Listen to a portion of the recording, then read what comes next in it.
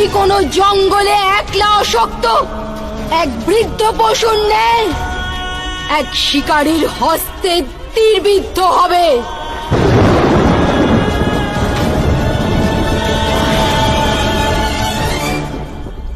এক পুত্রহীন মাতার হৃদয় থেকে নির্গত অভিশাপ কখনো বিফল হয় না।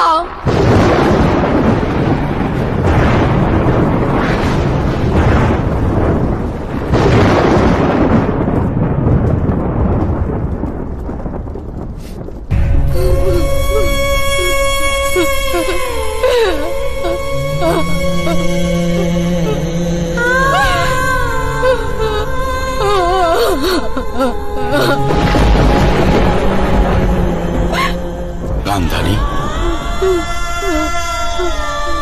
এটা তুমি কি করলে? বাসুদেবকে তার উপকারের এত ভয়ঙ্কর ফল দিলেন আপনি।